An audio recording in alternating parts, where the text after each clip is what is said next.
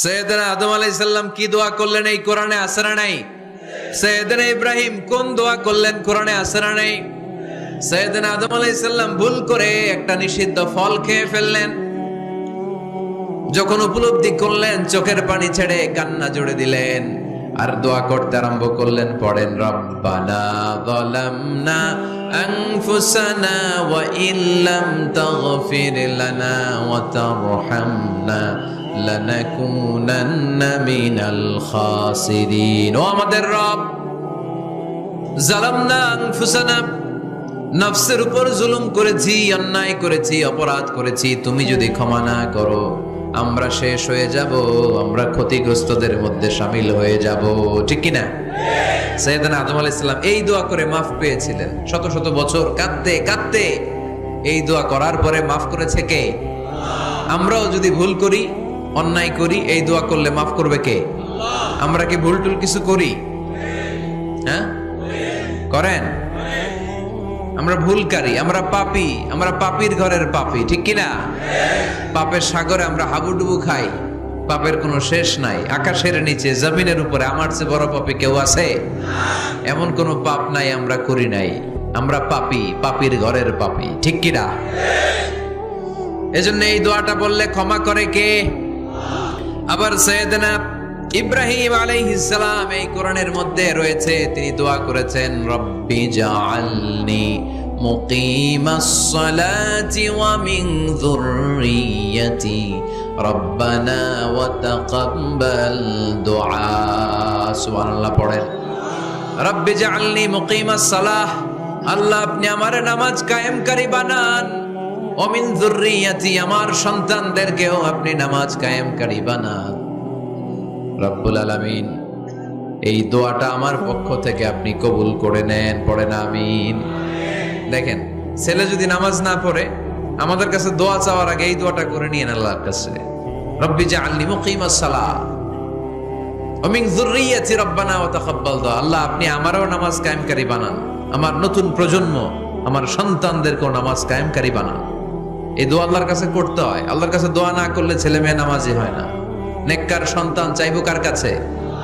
নেককার স্ত্রী চাইবো কার কাছে?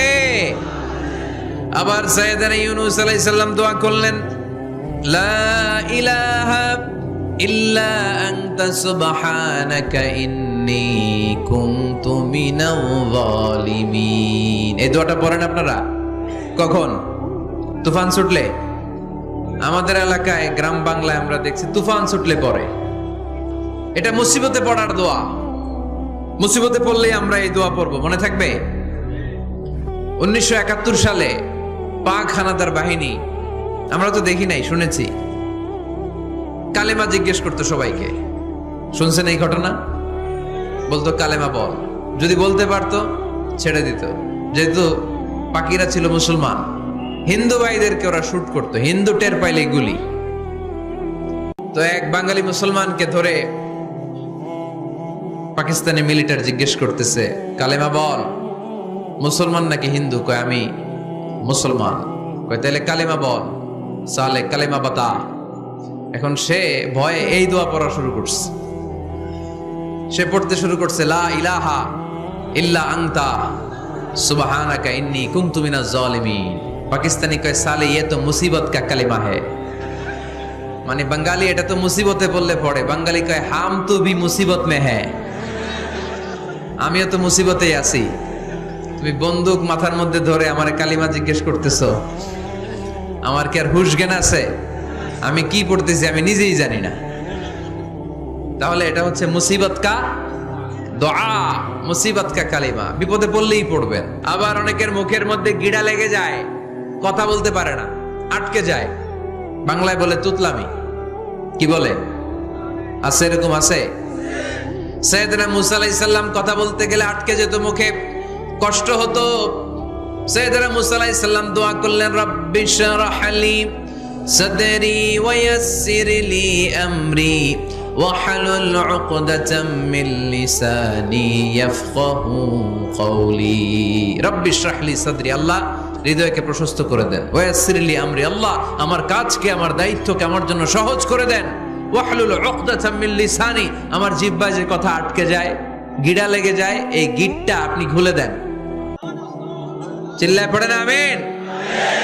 আমাদের অনেক ছেলে মেয়েদের মুখে কথা আটকে যায়, আছে না নাই? এই দোয়াটা শিখাবেন। সব নবীরা এরকম দোয়া করতেন। নবীরা দোয়া করলে কবুল করতো কে? আল্লাহর হাবিব দোয়া করলে কবুল করতো কে? আল্লাহর হাবিব সাল্লাল্লাহু আলাইহি ওয়াসাল্লাম চাচাতো ভাই আব্দুল্লাহ ইবনে আব্বাসের জন্য দোয়া করলেন, আল্লাহুম্মা ফাক্কিহহু ফিদ্দীন ওয়া আল্লিমহু তা'ওয়িল। আল্লাহ, আমার এই ছোট্ট চাচাতো ভাই আব্দুল্লাহ ইবনে আব্বাসকে আপনি দ্বীনের জ্ঞান দেন, আপনি কোরআনের ব্যাখ্যা শিক্ষা দেন। কবুল করে নিল কে? এই দোয়ার বরকতে উনি রাইসুল মুফাসসিরিন হয়েছেন, লিডার অফ দ্য অল মুফাসসির অফ কোরআন। কোরআনের সব মুফাসসিরদের সর্দারের নাম কি জানেন? জানেন না? আব্দুল্লাহ ইবনে আব্বাস রাইসুল মুফাসসিরিন, সব তাফসীর কারকদের বস, সব তাফসীর কারকদের লিডার আল্লাহর হাবিবের এই দোয়ার বদৌলতে। এজন্য আমার কাছে কেউ যদি ছেলে মেয়ে নিয়ে আসে, বলে হুজুর হেফজখানায় দিছি বা আলিয়া মাদ্রাসা পরে একটু দোয়া করে দেন, আমি এই দোয়াটা পরে ফু দিয়ে দিই। নবীর দোয়া বরকত বেশি না কম? আল্লাহুম্মা ফাক্কিহহু ফিদ্দীন ওয়া আল্লিমহু তা'ওয়িল। মুখস্থ থাকলে ভালো, না থাকলে যে রেকর্ড হইতেছে ইউটিউবে শুনে নেবেন। এই দোয়াটা পড়ে ছেলে মেয়েদের ফু দিবেন। মুফাসসির বানায় দিবে কে? যুগ শ্রেষ্ঠ আলেম বানায় দিবে কে? এরকম আল্লাহর হাবিব দোয়া করতেন। আনাস রাদিয়াল্লাহু তাআলা আনহুর মা উম্মে সুলাইম, আল্লাহর নবী যখন হিজরত করে মক্কা থেকে মদিনায় আসলেন, মানুষের ধাক্কা ধাক্কিতে উনি জায়গা পান না। উনি এসে দেখেন মদিনার লোকেরা নবীর সাথে দেখা করার সময় নবীরে হাদিয়া দেয়। কি দেয়? হাদিয়া মানে কি? উপহার দেয়। যেই দেখা করতে আসে নবীর উপহার দেয়। উনি লজ্জায় পড়ে গেলেন, কি দিবেন? ওনার তো হাদিয়া দেওয়ার মতো টাকা নাই, পয়সা নাই।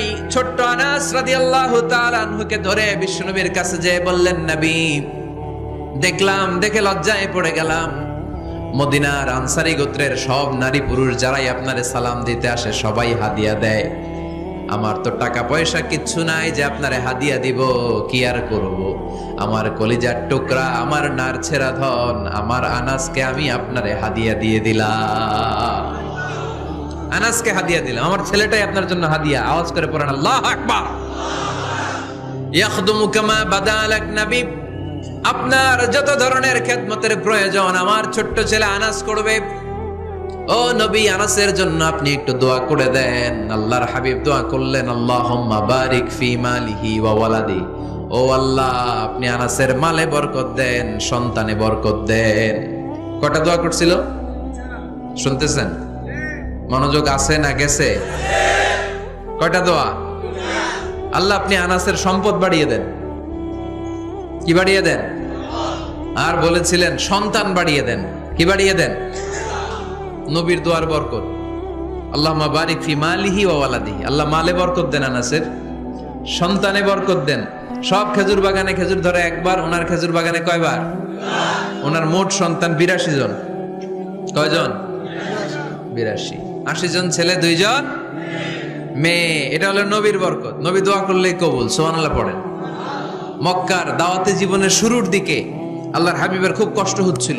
অল্প কয়েকজন হাতে গোনা ওনার ফলোয়ার তাহাজ্জুদের নামাজে কেঁদে কেঁদে আল্লাহর একটা দোয়া করে ফেললেন, আল্লাহুম্মা আইজ্জাল ইসলাম বিআহাব্বির রাজুলাইনি ইনদাক বিউমর ইবনে আল খাত্তাব আও আবি জাহাল ইবনে হিশাম। আল্লাহ, মক্কার দুজনের একজন যেন কালিমা পড়ে মুসলমান হয়।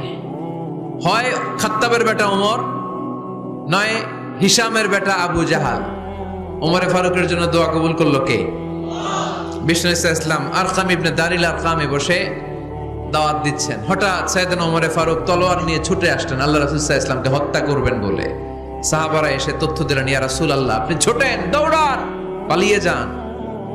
ওমর আল খাত্তাব আসতেছে আপনাকে হত্যা করবার জন্য। আল্লাহর হাবিব বললেন, না, তোমরা ভুল বুঝছো, তোমরা সরে যাও, দরজা খুলে দাও।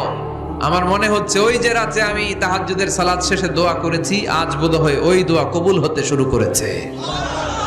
সাইয়েদনা ওমর ফারুক আসলেন, এসে তলোয়ার রেখে দিলেন, আঙ্গুল তুলে বলতে শুরু করলেন, আশহাদু আল্লা ইলাহা ইল্লাল্লাহ ওয়াহদাহু লা শারীকা লাহ ওয়া আশহাদু আন্না মুহাম্মাদান আবদুহু ওয়া রাসূলুহু।